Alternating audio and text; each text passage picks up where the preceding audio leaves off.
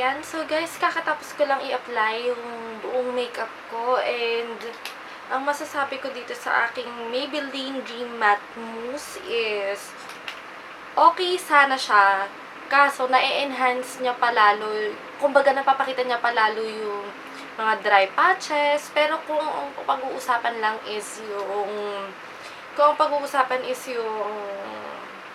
pagiging flawless niya. Flawless siya kahit isang applyan lang. And, ayan yung finish look.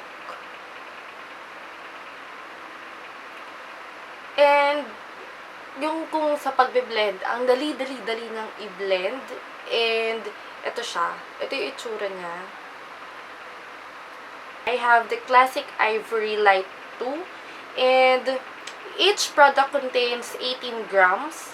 And, ito siya. Glass yung ilalim niya and plastic yung cover niya. Ito yung itsura niya sa loob. Ayan, yan yung itsura niya sa loob. And yung amoy niya, yung parang yung amoy niya is yung parang general na foundation. Wala siyang something na amoy. Pero yung texture niya, alam niyo yung parang chocolate mousse sa mga cake. Ganon na ganon din yung texture niya. At 11:30 ko siya nilagay. So, I'll give you some updates kung ano mangyayari sa mga darating na oras, kung ilang oras before ko kailangan mag-blot. Ang nilagay ko lang is yung blush on ko.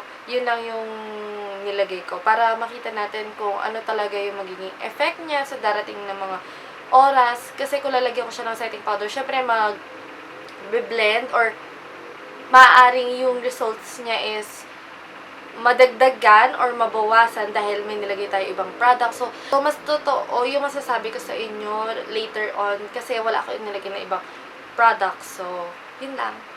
Ayan guys, so oras na ng tulog. It's been 5 to 6 hours since nung in-apply ko yung foundation. And for me, okay na okay pa rin siya kasi tingnan nyo naman, andyan pa rin yung blush on. Hindi naman siya ganun humula.